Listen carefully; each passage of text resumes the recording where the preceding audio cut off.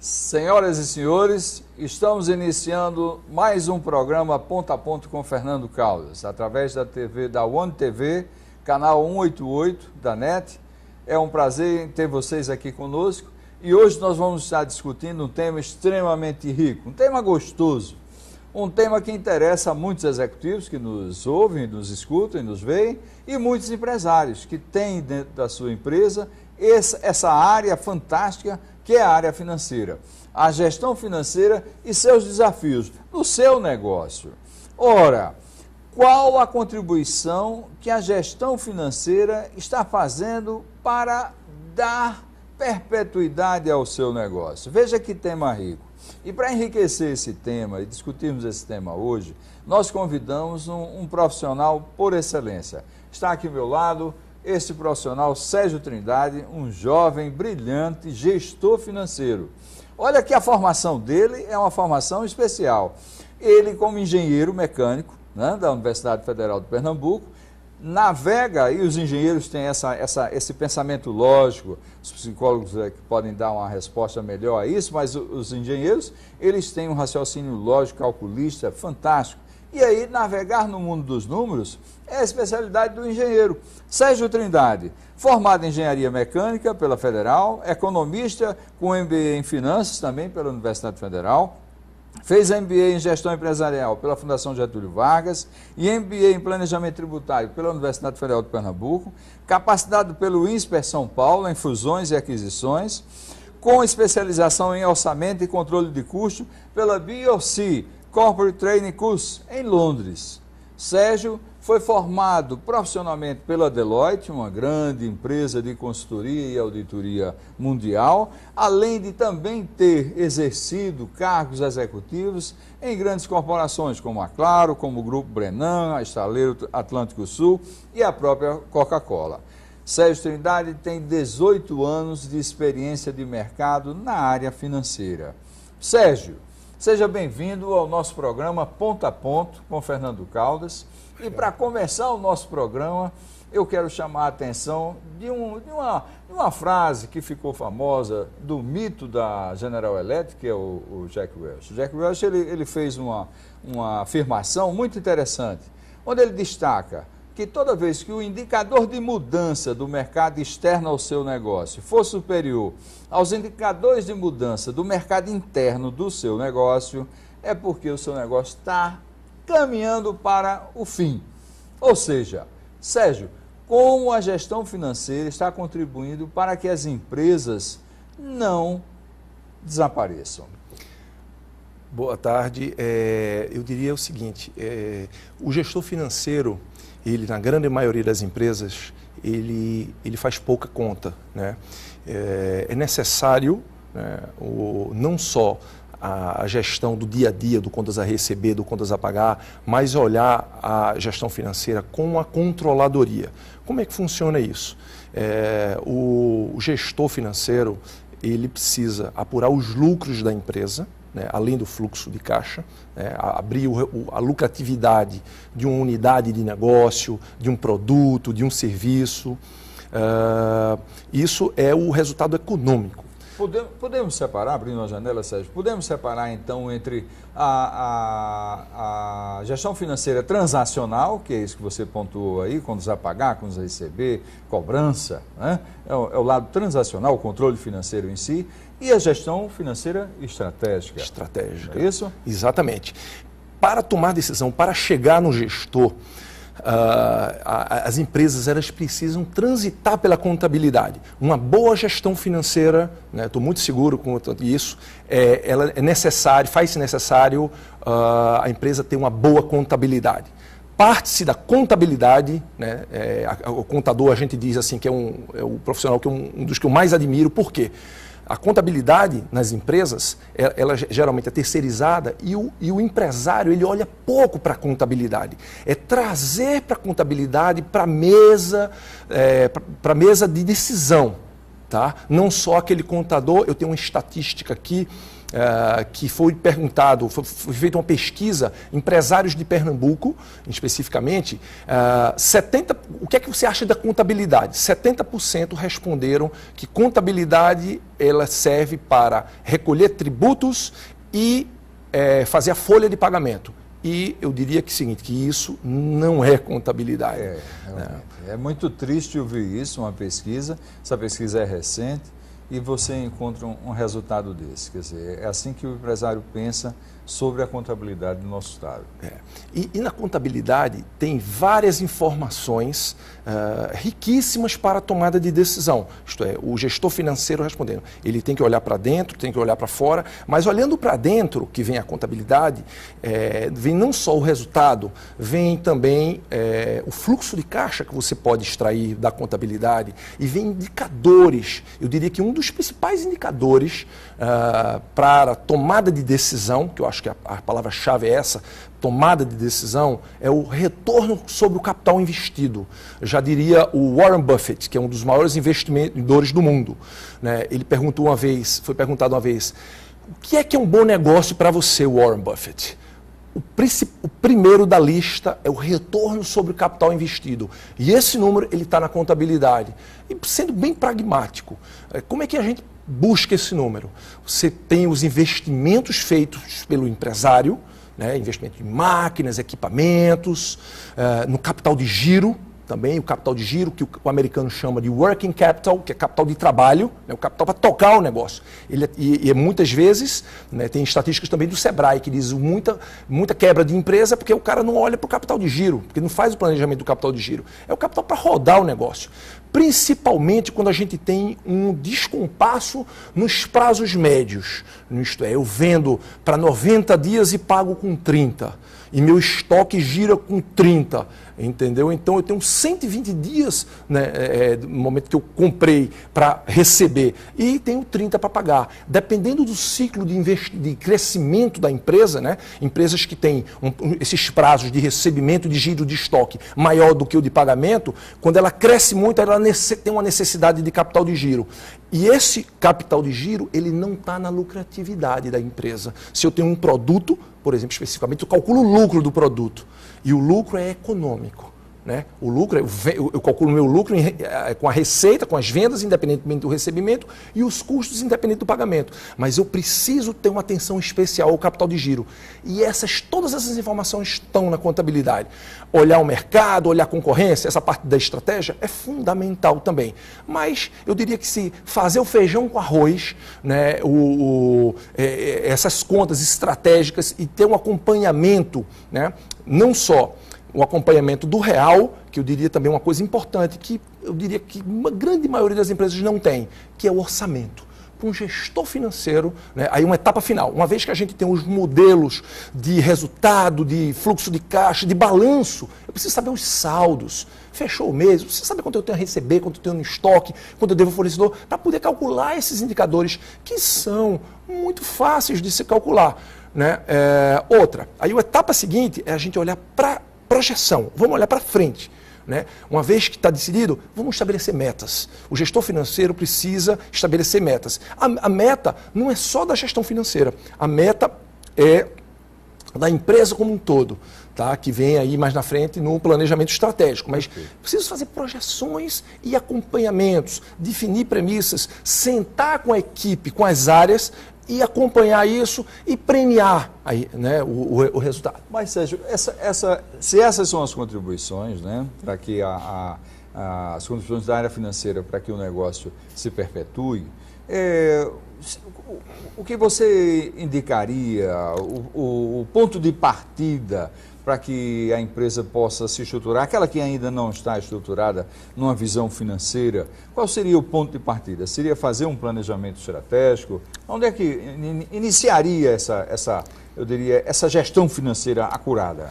Maravilha. O ponto de partida vai depender do estágio que a empresa está. Supondo que a empresa está no estágio 0, ela não tem nada, ela só tem contas a pagar, tem contas a receber, a área financeira é estritamente operacional. O sócio e o gestor principal estão cegos quanto a indicadores importantes para a tomada de decisão. Perfeito. O ponto de partida é olhar para a contabilidade, checar a diferença da contabilidade como está na prática, né? Geralmente as empresas a contabilidade é terceirizada e é pouco olhada, os balancetes, né, que é o principal, estão atrasados, né? Ninguém olha os balancetes, eu diria que essa matéria-prima, esse diamante, né, precisa ser lapidado, né, precisa olhar nesses números, precisa também, eu diria, para um crescimento, para a empresa crescer organizada, com bons controles internos, não só, né, a contabilidade, você ter controles, né, que a contabilidade ela agrega para controles internos,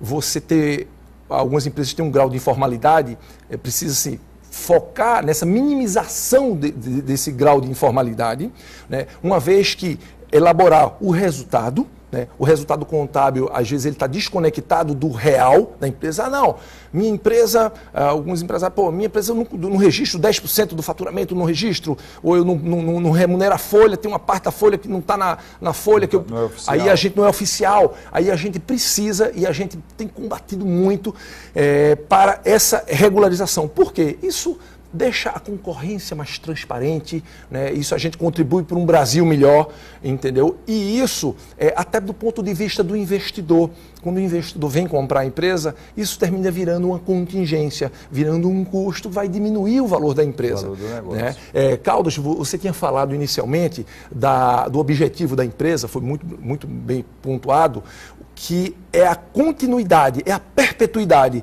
E isso é um dos está na definição de governança corporativa, que é uma definição do IBGC, que um dos objetivos da empresa, dentre outros, é maximizar o valor econômico, né, o valor da empresa, e contribuindo para a perenidade da empresa, né, através de gerações e gerações. Só pegando um gancho aqui dessa tua afirmação também, e mostrando uma estatística do IBGC, que é o Instituto Brasileiro de Governança Corporativa, né, que é um instituto muito sério, um trabalho primordial e diria muito importante para a continuidade das empresas, né, principalmente as empresas familiares.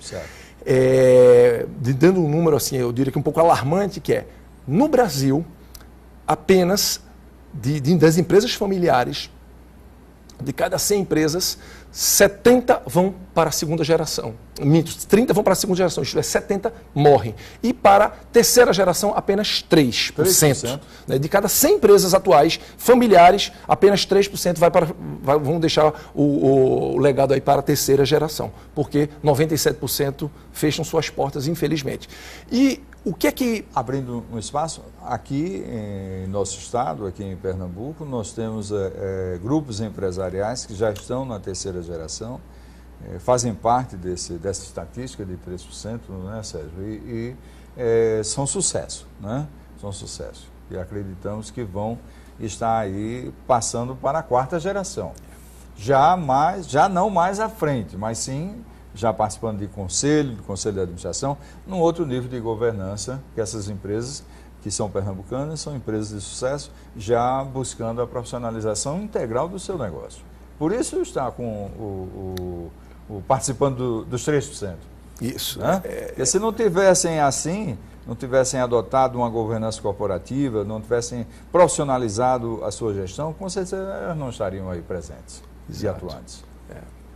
Você tem uma governança corporativa que tem parte da família identificada. Quem entra na empresa, são critérios, geralmente empresas desse porte, são critérios muito bem claros, definidos, de quem entra na empresa. Eu já vi algumas palestras desses grupos e de outros grupos também, que perenes, que já estão na terceira geração, que tem, vamos supor, critérios muito sérios e muito duros para entrar. Por exemplo, para entrar na empresa precisa ter trabalhado X anos, sei lá, 5, 10 anos em empresas do porte, com cargos de executivos. Tem algumas que têm uma lista de MBAs nos Estados Unidos, para o cara fazer a lista de MBA, tem que passar nesse MBA, que já é um vestibular gigante, sei lá, uma Harvard, um Wharton, né? Já tem o funil é muito grande para entrar, entendeu? E aí eu diria o seguinte, a profissionalização da gestão que você falou, ela contribui aí para uma perenidade, né? E exatamente para decisões mais acertadas, com números, né? Eu estou muito seguro também em relação a indicadores, né? Tem indicadores, essas empresas têm orçamento, têm planejamento estratégico, têm acompanhamento, né? Dos números. Eu não quero que a gente foque tanto para essas empresas, que são 3%, e elas estão prontas, elas administram bem suas finanças, né? Vamos olhar para o grande número das empresas que não estão conseguindo se perpetuar, justamente por não estarem olhando a governança, não estarem olhando as finanças da forma como deveriam olhar atentamente. Para essas empresas, o par e passo dentro dessa leitura, Sérgio, o que é necessário que a gente comece a fazer uma implantação de uma gestão financeira acurada no negócio? Fora a contabilidade, outro ponto importante são sistemas, né? Migrar no máximo possível, tirar do Excel, os controles às vezes são muito pífios, e no Excel, quando eu digo o seguinte, quando as informações da empresa estão no Excel, ou uma planilha associada, as informações estão com o funcionário. Quando estão nos sistemas, elas estão com a empresa. É ter controles internos bem definidos e que as informações sejam alimentadas no sistema, no ERP, no sistema de gestão empresarial. E hoje em dia, né, a grande maioria dos sistemas, eles, além do sistema do financeiro, os sistemas de frente de loja, né, os sistemas que trazem as informações de faturamento, de custos, de compra, né, de pagamento, do quanto receber, do quanto pagar, bem determinado, num sistema bem parametrizado, eles trazem também, são integrados com a contabilidade, isto é, depois que eu faço os lançamentos, ele já gera a contabilidade em si, né? Isso aí minimiza também, vamos supor, que a grande parte das empresas que a gente acompanha, a contabilidade é à parte. Aí eu mando um arquivo para a contabilidade, fora isso, retrabalho, né? Manda aquelas notas naquela empresa, fechou a contabilidade, e manda aquele monte de notas, né? E às vezes falha uma nota, uma nota não foi para a contabilidade, um extrato, isto é o nível de integração, né, que vários sistemas têm conseguido isso. Perfeito. Nós vamos explorar no nosso próximo bloco justamente isso, essa não implantação adequada dos RPs nas empresas e que muitas vezes geram um conjunto de retrabalho e que a área financeira fica obrigada a entrar numa massa de trabalho transacional, esquecendo totalmente o lado estratégico da gestão financeira em si. Vamos aos nossos comerciais, voltaremos em breve. Obrigado.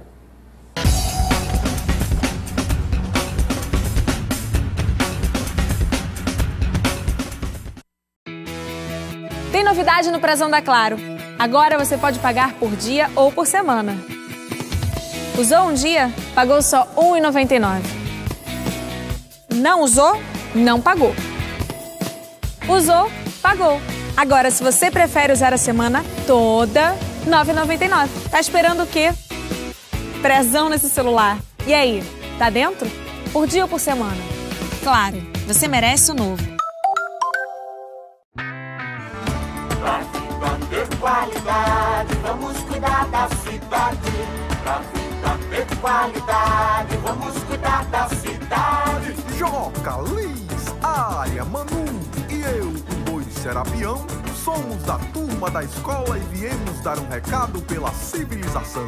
A prefeitura trabalha diariamente, coleta o lixo da gente todo dia da semana. Cidade limpa, não tem lixo na avenida, nem na rua, nem na vida da população urbana. A gente tem a ecoestação para a coleta, ecobarco, bicicleta e montes pela cidade. Para que sua vida esteja bem cuidada, sem tralha, resíduo e nada, isso é cuidar de verdade.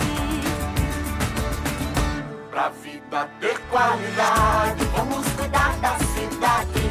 Pra vida ter qualidade, vamos cuidar da cidade. Prefeitura da cidade, Recife, capital do Nordeste.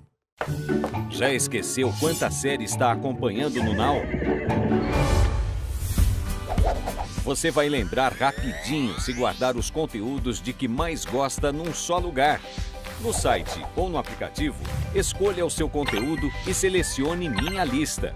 Depois, é só clicar no menu e acessar as pastas Meus Vídeos, Minha Lista para ver tudo o que marcou. Já na TV, você escolhe sua atração com o botão OK e seleciona Adiciona na Minha Lista. Aí é só entrar na pasta Meus Vídeos em Favoritos. E o mais legal, você pode multitelar à vontade, porque pode acessar o conteúdo favoritado no Now em todas as telas. Faça escolhas inteligentes e aproveite ao máximo a sua net.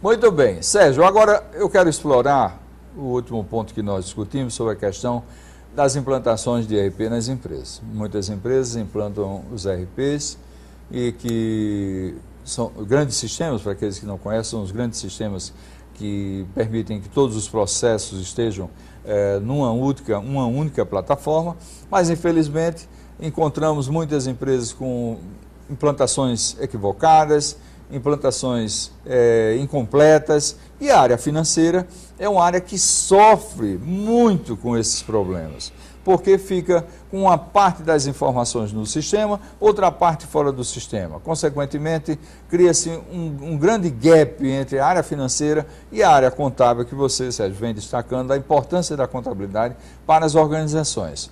E o empresário que nos assiste, o executivo que nos assiste nesse momento, precisa entender dessa preocupação de uma boa implantação de ERP. Sérgio, como fica tudo isso? O planejamento, a implantação do ERP, ela tem que ser precedida, isto é, tem que vir antes da implantação um bom planejamento estratégico, tá?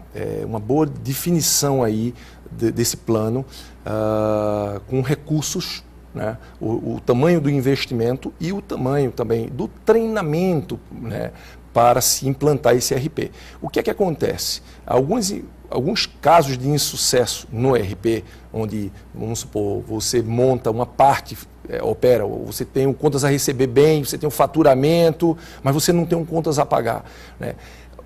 E isso daí, às vezes o empresário faz um investimento grande no ERP, mas ele economiza no treinamento, né? Esses treinamentos, essas horas dimensionadas aí para os profissionais que tocam, né? Porque às vezes o cara tem 8 horas para trabalhar, mas ele precisa também naquelas 2 horas. E às vezes alguns, né, em implantação, você dá prioridade ao dia a dia, né? Tem que ser, em relação a um bom planejamento, né, essas horas bem dimensionadas aí.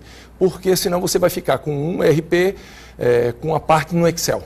Entendeu? E o ERP, ele demanda integração. Integração que vai dar uma confiabilidade maior nos números, né? E a gente sugere também o seguinte: uma vez implantada, né, fez o kick-off lá do projeto, né, o sistema, os implantadores de sistema, eles têm um acompanhamento também, pelo menos nos meses subsequentes, para ver a aderência. Tá? E outro ponto importante é que, uma vez que é natural o turnover nas empresas, né? Um funcionário sai, né?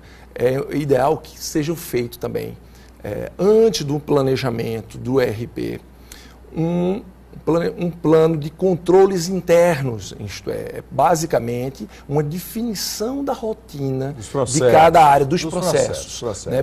Por quê? Porque a empresa não pode depender do funcionário A ou do funcionário B. Né? E isso minimiza o custo, uma vez que sai um e entra outro, porque os processos estão desenhados, são fáceis do funcionário entrante e do novo que vai substituir um que saiu, absorver, né? Porque os processos estão bem dimensionados, estão no ERP. Perfeito. Veja você que está nos assistindo, o quanto é importante. A gestão financeira, não, é só trabalhar os números. Não é isso. Porque os números a serem trabalhados, eles precisam ser fidedignos, eles precisam ser íntegros. E a integridade dos números, eles só vão estar disponíveis para o gestor financeiro se eles vêm de processos bem definidos, de controles internos chaves implantados, que são automatizados com o ERP. Então veja que uma coisa está é uma engrenagem, um está atrelado ao outro, para que chegue a números confiáveis para que o gestor possa trabalhar. Sérgio colocou um ponto que é a questão do planejamento estratégico. Quer dizer, antes de investir, antes de fazer grandes investimentos, fazer um planejamento estratégico, trabalhar um planejamento estratégico, mas trabalhar esse planejamento estratégico também olhando o foco financeiro, né, Sérgio? Também olhando a questão do orçamento. As empresas estão fazendo planejamento estratégico olhando finanças, Sérgio? Eu estou muito tranquilo para dizer o que eu vou falar. Eu diria que não. Né? Algumas consultorias vendem planejamento estratégico sem um planejamento financeiro. Eu diria que o planejamento financeiro... Você que está nesse exato momento fazendo o planejamento estratégico da sua empresa, da sua organização, preste atenção nas palavras de Sérgio. É uma peça-chave o planejamento financeiro. Por quê? Uma vez definido, né, o planejamento estratégico para, em média, 5 anos... onde você olha o mercado, olha a taxa de crescimento do mercado da empresa histórica, faz projeções de mercado, né? Define-se se a empresa vai ser líder em custo, ou se ela vai ser líder em preço de venda, ou se ela vai ser... Você tem as projeções. Fazer um planejamento estratégico quer dizer o seguinte, vamos supor, uma pequena empresa que tem algumas lojas, vamos lá para um exemplo prático. Eu tenho 2 lojas, eu quero em 2019 ter mais 5 lojas e depois mais 10, etc. Eu vou colocando o aumento das lojas. Essas lojas novas, elas vão gerar mais faturamento e mais resultado, né, a princípio, certo? Mais lucratividade. Aí eu preciso fazer, a princípio, junto com o planejamento estratégico, vem 3 elementos. Vem a projeção da lucratividade dessas lojas, tá? A projeção da lucratividade. Uma vez que tem uma lucratividade, eu preciso demandar o capital de giro, tá? Se essas lojas, quais são os prazos médios, porque o capital de giro ele vai demandar a necessidade de recursos. Quem vai financiar isso? Né? E com o capital de giro, né, com os prazos médios a receber, a pagar, isso aí vai, dependendo dos prazos médios, vai depender mais ou menos capital de giro. Recurso que vai ter que ser implantado no negócio. E esse recurso vem de onde? Né? Esse recurso vem ou do sócio, né, se o negócio não se suportar, ou de terceiros. Né? O recurso de terceiro para capital de giro, a gente sabe que no Brasil as taxas são muito altas ainda. Né? Você tem taxa aí de 25% ao ano, tá? Onde a taxa básica do governo é 6,5%, né? Em função do risco também. Tá? Mas para capital de giro, e eu preciso de uma coisa muito importante, eu vou fazer novas lojas, eu preciso dos investimentos em capital fixo, né? Que chamam ativo imobilizado, são as máquinas, os equipamentos e as instalações. Estou falando de nova loja. Lógico. Se a loja não for terceirizada, vamos supor que eu vou construir a nova loja. Tá? Ou não, no mínimo vou reformar. Vamos supor que eu vou reformar. Não vou alugar, vou alugar e vou reformar. Eu preciso de um recurso para... Aí você tem... E esse recurso vem de onde? Isso tudo tem que estar no planejamento estratégico. Né? Eu estou muito tranquilo, que eu trabalhei em multinacionais e a gente mandava relatórios para Atlanta, por exemplo. E os americanos queriam saber tudo, né? O recurso, onde vem a lucratividade. Né? E desaguando isso tudo, fazendo esse planejamento dos recursos próprios de terceiro, quem é que vai financiar? Eu vou financiar com capital próprio ou com capital de terceiro? Pô, com capital terceiro? Perfeito, vamos lá. A empresa tem garantias para dar? Qual o custo desse capital de terceiro? O capital de terceiro, a gente sabe que ele é sujeito a garantias. Né? A grande maioria dos bancos são extremamente conservadores. Você tem que dar uma garantia de uma máquina, você tem que dar um aval, você tem que dar garantia. E a empresa tem poder para dar garantias, ela tem ativos para dar garantia. Né? Outro ponto é o seguinte, e esse planejamento estratégico todo, né, ele vai desaguar numa pergunta importante. Né? Qual é o retorno sobre o capital investido? Aí volta lá no retorno sobre o capital investido. Eu diria que todo empresário, mesmo que ele não tenha o planejamento estratégico agora definido, eu acho que vale a pena calcular hoje qual o retorno sobre o capital investido da minha empresa. Né? O retorno é basicamente, tem um pouco técnico, mas sendo bem pragmático e tentando ser o mais simples possível aqui. É ter o faturamento menos todos os seus custos da atividade fim. Ter o custo com folha, com aluguel, com encargos, com salário e com tributos. Né? E com tributos sobre o resultado também, o imposto de renda entra também. Você tem o lucro e você tem o investimento. é o lucro pelo investimento. Né? Existem aproximadamente 450 ações, empresas na Bolsa, né? E 99% delas, elas apuram o retorno sobre o capital investido. Né? Que é né? Quando você está fazendo um planejamento estratégico, você tem que fazer essa conta. Por quê? Porque se o retorno não for maior do que o custo, não vale a pena, né? Você está tendo um retorno maior. Que é o caso, vamos sendo bem prático aqui. Qualquer empresário que tenha seu negócio e tenha um retorno sobre o capital investido menor do que a taxa básica, que é a Selic, que está, né, um dos menores patamares históricos, né, 6,5% ao ano, eu diria que repense. Né? Faça seu planejamento estratégico para o retorno dar maior. Né? Porque retorno menor do que a Selic ou igual a Selic, né, o empresário ele tem todo o risco empresarial que a gente sabe, né, o risco tributário, o risco de mercado, né, o risco operacional, né, as vendas da empresa caem, você tem que bancar, né, e todos os riscos.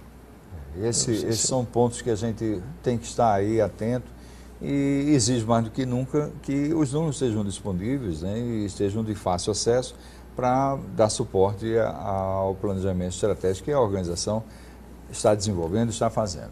Sérgio, agora, olhando um pouco essa questão do gestor financeiro, do administrador financeiro. O administrador financeiro hoje, ele encontra barreiras dentro da organização para implantar as diretrizes de uma boa gestão financeira? Existem barreiras para o gestor nas organizações? Existem várias barreiras. A primeira barreira é a formação do administrador financeiro, que, regra geral, é uma informação muito operacional, entendeu? Do dia a dia. Ele não tem conhecimentos, por exemplo, da área tributária. Um bom administrador financeiro, um comprador, por exemplo, da empresa. Um pontual. Não estou nem falando um gestor financeiro. Eu vou chegar no gestor financeiro ainda, Carlos. Mas um comprador da empresa. Geralmente, ele tem pouca formação tributária, que ele precisa saber se a empresa é do lucro presumido, do lucro real, se aquele tributo, aquela nota, ela vai ter retenção de impostos, que isso tudo vai desaguar na lucratividade da empresa. Né?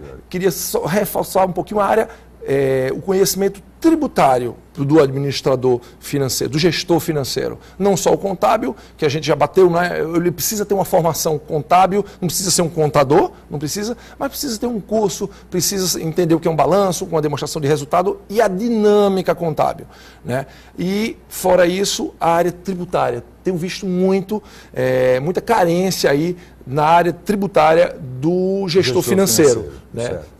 Hoje em dia, vamos supor, a gente tem 3 regimes que a empresa pode, a grande maioria das empresas, dependendo do porte, elas podem optar. Né? A gente tem feito planejamento tributário, está no presumido, por que está no presumido? Né? E o gestor financeiro, eu acho que ele pode dar um apoio, né? Não sendo um especialista, mas ele pode dar um apoio conhecendo bem a área tributária da empresa. Participando e interagindo. Né?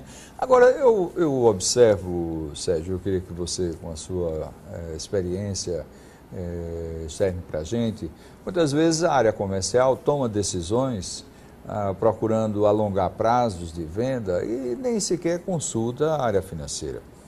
E quando você menos espera, acabou o dinheiro. Acabou o dinheiro. E aí? Muito bem. O que Caldas falou é extremamente relevante. A área comercial, de 2 pontos. Às vezes ela para aumentar as vendas, para bater a meta de venda comercial, por exemplo, na grande maioria das empresas ela tem um orçamento. Né? Eu diria que tem um orçamento de vendas. Né? Isso orçamento só de vendas é muito perigoso para as empresas. Por quê?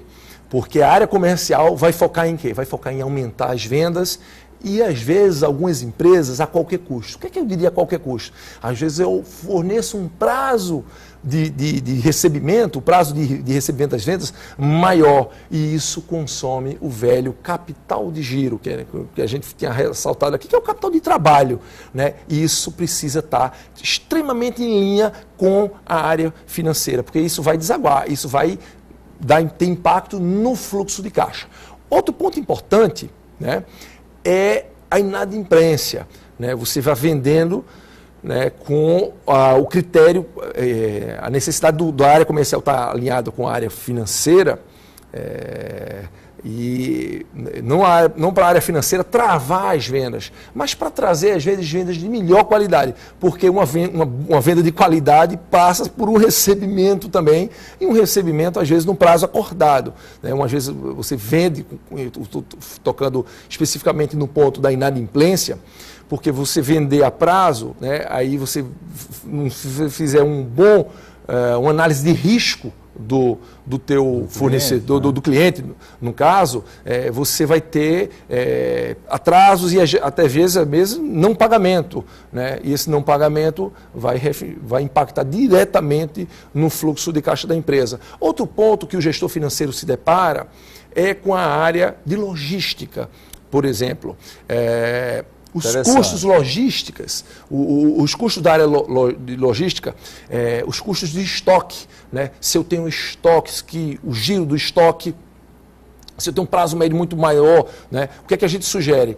Apura, né? Pega o teu estoque hoje, apura o prazo médio de giro de estoque de cada grupo de produtos. Eu tenho vários produtos, faz por grupo de produto. E que isso, voltando ao tema anterior, que esteja tudo parametrizado no sistema. Isso não pode ter mão humana, né? Uma vez que você compra, né? Uma vez que você tem um prazo médio, né? Você dá baixa, você tem controles em sistema que pode trazer informações preciosas, isto é, olhar o estoque, às vezes, vamos supor, algumas empresas de alimentos, por exemplo, com vencimento, aí o cuidado com o estoque tem que ser redobrado.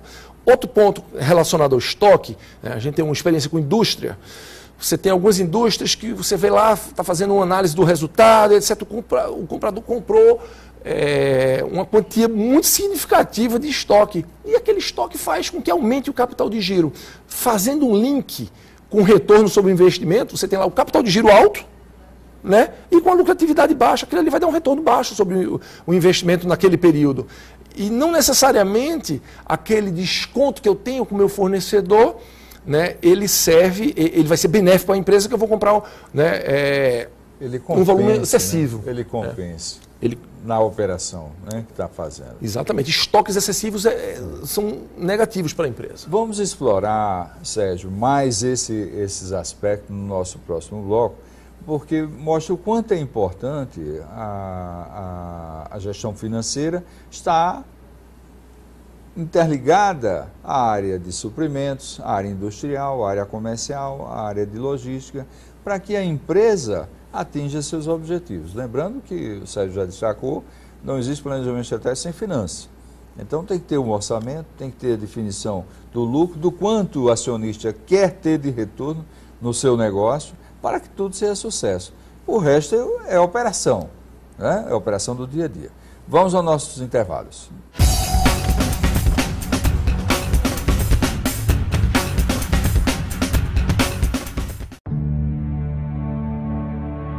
O que é um CETAS, né? O que é um Centro de Triagem de Animais Silvestres?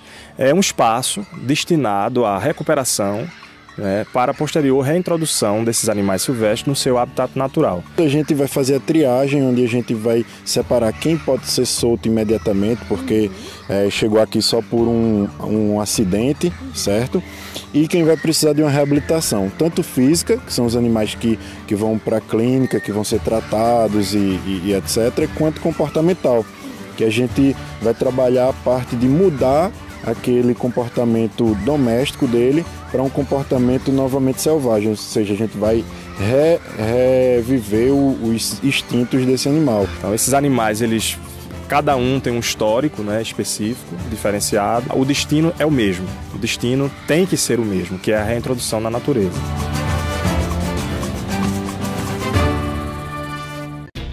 Governo de Pernambuco apresenta Pernambuco em Ação, perto de você. Todo mundo sabe a importância do leite materno, mas você sabia que o governo de Pernambuco possui banco de leite por todo o estado?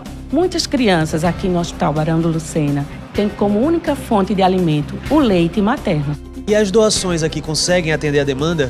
Não, mas nós oferecemos todo um suporte para a mãe que quer doar o seu leite excedente. Luca conseguiu uma doadora e a gente está a caminho da casa dela. O processo é simples. O hospital orienta e ainda faz a coleta do leite nas residências. Eu sou mãe e faço questão de ajudar. O leite doado aqui em Caruaru, por exemplo, é fundamental para as crianças internadas no Hospital Jesus Nazareno. Eu nem sei nem como agradecer o que eles fazem pelo meu filho. Existem bancos de leite na capital, no Agreste e no Sertão. Procure o mais próximo e ajude a salvar vidas. Pernambuco em ação, perto de você. Governo de Pernambuco. Presença que faz a diferença. Eu que vou seguir você do primeiro rabisco até o beabá.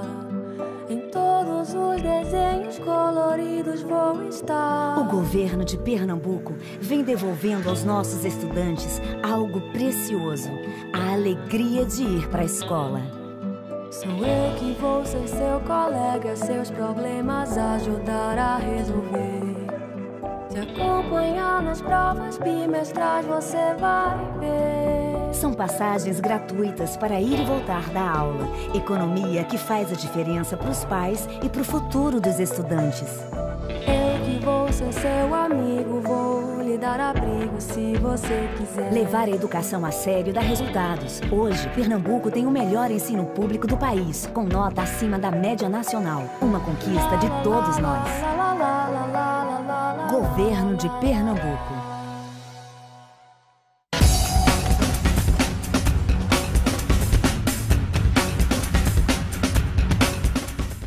Muito bem, voltamos agora para o nosso último bloco do nosso programa, Ponto a Ponto, com Fernando Caldas, tendo aqui a satisfação de estarmos com o Sérgio Trindade discutindo a gestão financeira das empresas e como essas empresas precisam fazer uso mais adequado dessa gestão financeira.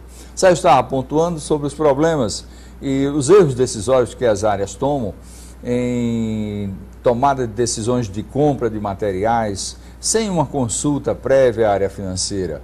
Eu posso realmente dar mais prazo aos nossos clientes? Devo fazer vendas a todo e qualquer cliente sem uma análise de crédito acurada? Né? Isso é papel da área financeira, o crédito, a concessão de crédito ser da área financeira, né? A área de suprimentos está aí comprando e sem uma devida consulta adequada, e tudo isso implica no capital de giro das organizações. Sérgio, como evitar esse tipo de problema nas empresas, como as empresas e os seus profissionais da área de logística, da área de suprimentos, da área comercial, da área industrial, interagir com a área financeira? Como solucionar isso, Sérgio? Eu acho que o principal ponto-chave da questão, que eu vou falar agora dos desdobramentos, é o planejamento estratégico e o acompanhamento desse planejamento estratégico. A Rancharan, um dos maiores especialistas do mundo na área de planejamento estratégico, diz o seguinte: 70% das falhas estão na execução do planejamento estratégico. Mas vamos falar um pouquinho de algo que a grande maioria das empresas não tem. Eu acho que vai passar por essa solução. O planejamento estratégico se diz o planejamento de mercado, para onde a empresa está querendo ir. Né? Eu preciso dimensionar o mercado, preciso ter a curva do potencial do faturamento futuro. E todo o planejamento estratégico ele começa na análise de mercado, na análise da concorrência, no tamanho onde eu estou hoje e onde eu posso chegar.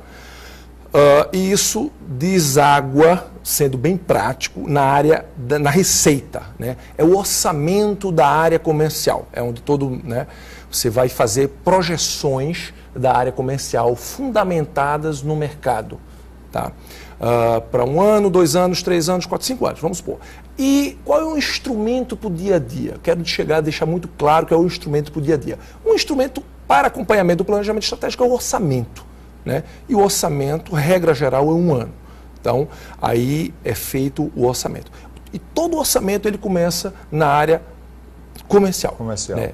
É orçamento de volume de vendas, mix de vendas e os seus desdobramentos por área, por unidade, por cliente, etc.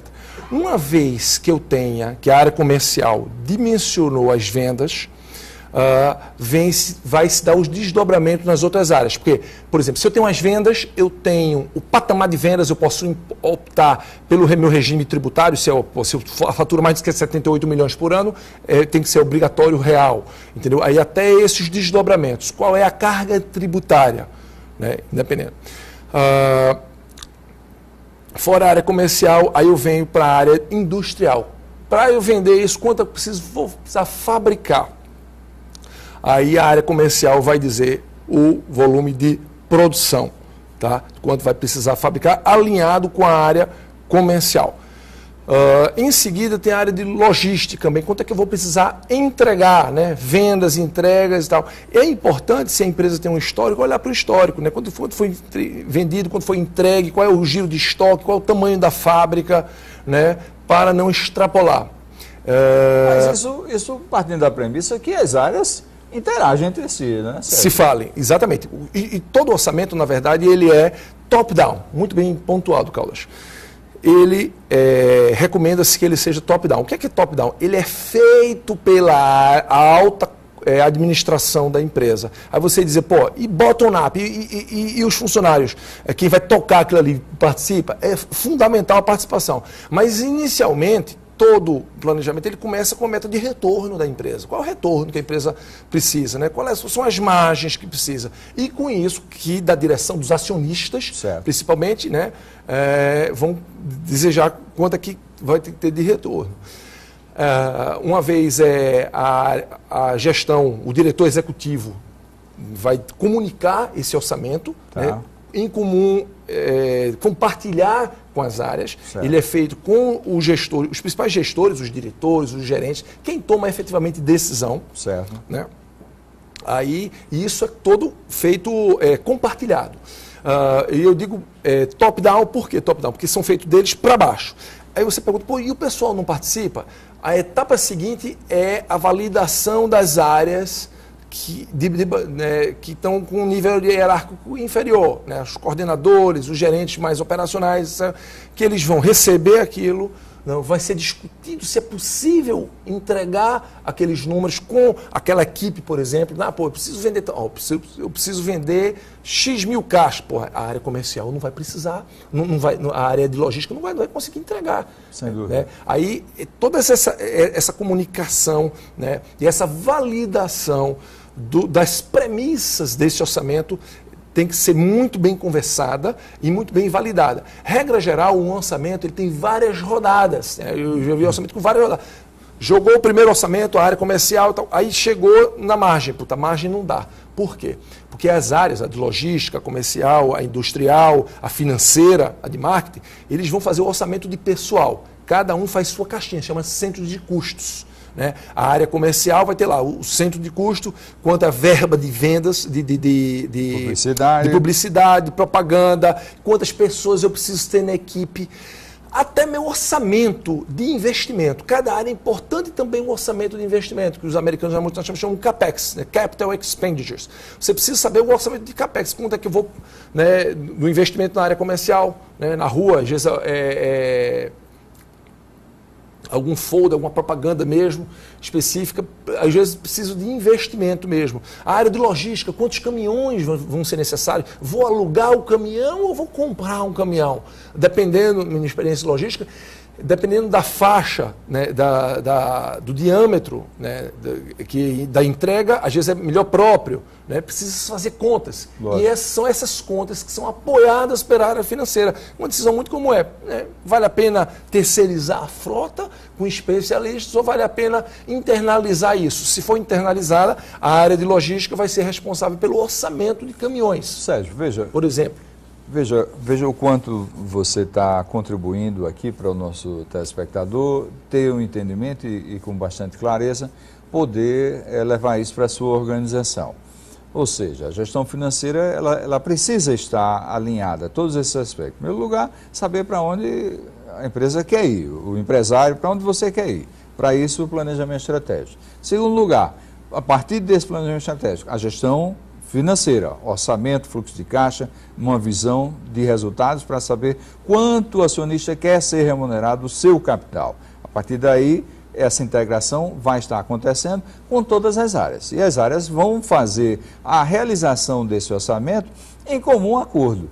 Ora, as empresas que fazem decisões em ilhas, comercial, sem falar com financeiro, com industrial, com suprimentos, são empresas que não têm nada disso, né, Sérgio? Não têm essas ferramentas de gestão implantadas. Ou acham que têm e por terem profissionais gabaritados, não precisam desse tipo de ferramenta de gestão. É um equívoco, porque o prejuízo é grande, o prejuízo tem reflexo direto no capital de giro das empresas. Para as empresas que você tem a oportunidade de trabalhar, Sérgio, como elas conduzem o dia a dia da gestão entre as áreas, olhando os números e focado no resultado que foi orçado? Como é que elas conduzem isso? Uma vez definidas as metas, né, deixando claras as metas, o acompanhamento, a frequência do acompanhamento nas reuniões de resultado é mensal. Né? Esse acompanhamento é mensal. Mensais, né? Além do acompanhamento do orçamento, que tem que ser entregue no final do ano, a periodicidade mensal permite ajustes no orçamento, né, que são os rolling forecasts, que é a rolagem do orçamento. Perfeito. Vou dar um exemplo muito claro aqui. Vamos supor que o orçamento da área comercial deu 12 milhões, certo? Orçamento de vendas 12 milhões.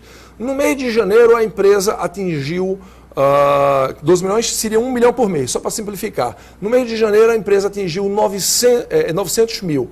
Esses 900 mil entregue, vai precisar feito um ajuste no orçamento de faturamento, onde esses 100 mil que ela não atingiu, vai ter que ser redistribuído para os 11 meses seguintes. Perfeito. Né? Nessas empresas multinacionais mais estruturadas, geralmente tem um forecast. O forecast vamos supor, eu estou em março. Em março eu tenho 3 meses realizados e 9 meses que eu preciso atingir. Aí eu preciso reprogramar de acordo com o realizado, o que eu entreguei, o que eu não entreguei, para os próximos 9 meses. Qual é o objetivo? O objetivo é bater o orçamento, que o orçamento é uma demandado pela diretoria, pelos acionistas, que precisa ser entregue. Lógico. Né? Foi aprovado, tem que ser entregue. Tem que ser entregue.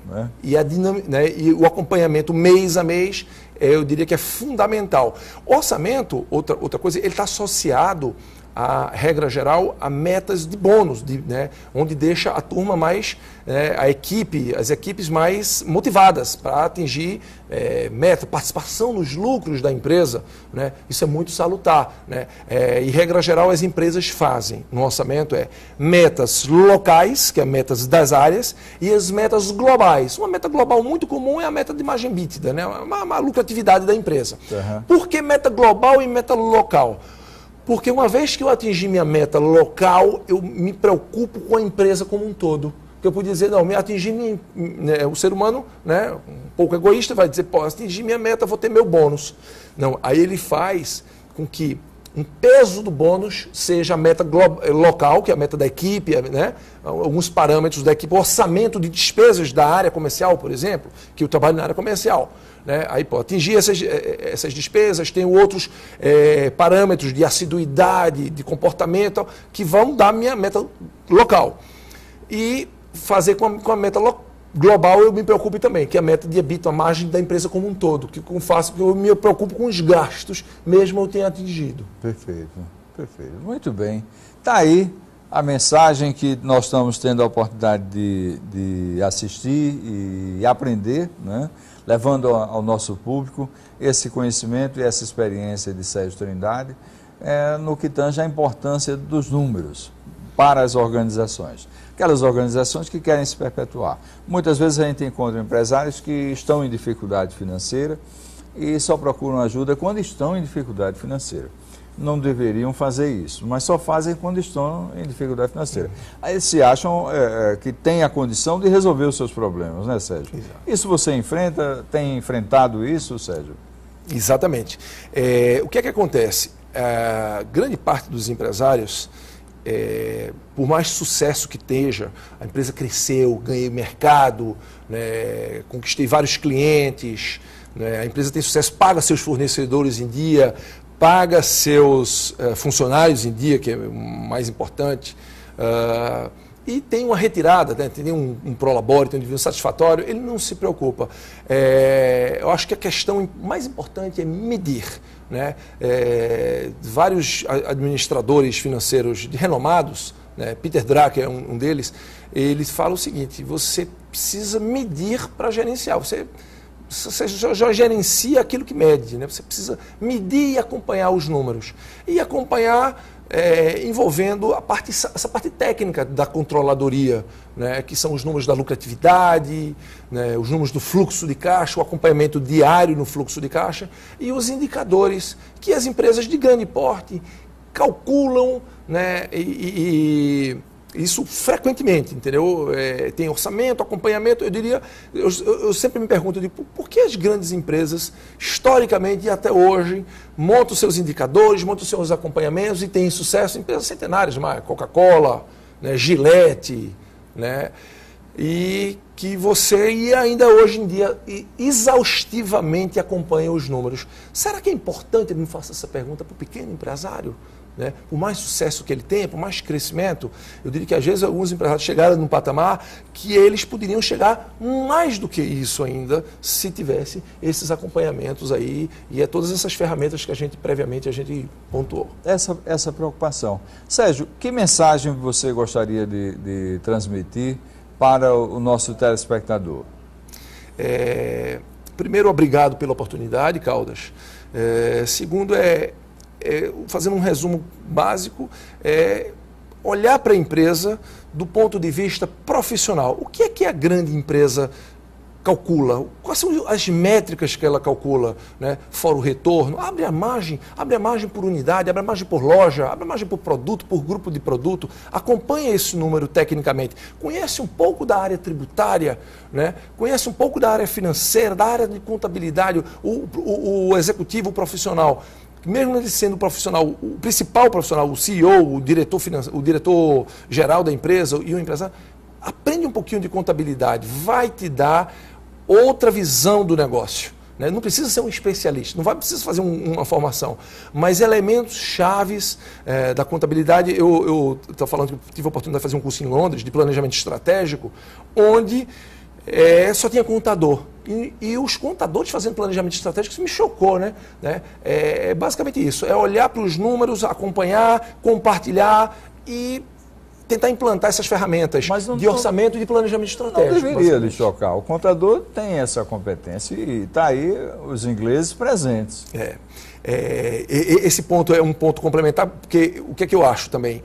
O contador no Brasil, ele é muito sacrificado pelas demandas, pela burocracia nas empresas, por várias declarações acessórias, pela intervenção do Estado, né? E em Londres com certeza tem menos. Eu tenho estatísticas aqui, por exemplo, para fazer declarações acessórias que o empresário às vezes nem conhece, nem sabe que essa profissão valiosa que é o contador, ele faz. O contador, ele demora no Brasil, em média, 2.500 horas por ano só para atender a Receita Federal. Em países de primeiro mundo, né, eu diria que a Suécia, Finlândia, Dinamarca, Reino Unido, aproximadamente 200 horas por ano. Isto toma o tempo pouco do contador, né, para fazer essa coisa preciosa que é entregar os demonstrativos contábeis com toda a riqueza de análise que tem nesses elementos aí. E a contabilidade disponibiliza isso. Exato. Muito bem. Sérgio, foi um prazer ter você aqui conosco no nosso programa, Ponto a Ponto com Fernando Caldas. Quero convidar vocês a assistir nosso programa na One TV, canal 188 da NET, nas redes sociais. Se inscrevam em nosso canal no YouTube, compartilhem o nosso programa com a sua rede de relacionamento. Não deixe de assistir o programa seguinte que irá ao ar, para que vocês possam também ter um conhecimento da importância do planejamento estratégico. Vamos estar discutindo aqui planejamento estratégico. Agradecemos a você, Sérgio, a sua presença, o nosso muito obrigado por você estar aqui conosco, dando esse show, esse banho de conhecimento na área financeira para os nossos telespectadores. Muito obrigado a todos e até o nosso próximo Ponto a Ponto com Fernando Caldas.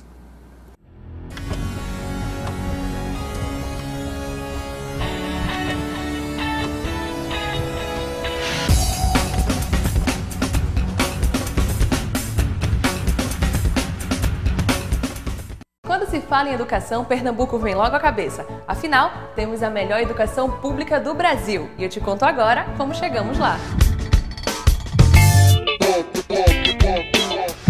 São mais de 40 escolas técnicas distribuídas em 30 municípios, atendendo mais de 38 mil estudantes.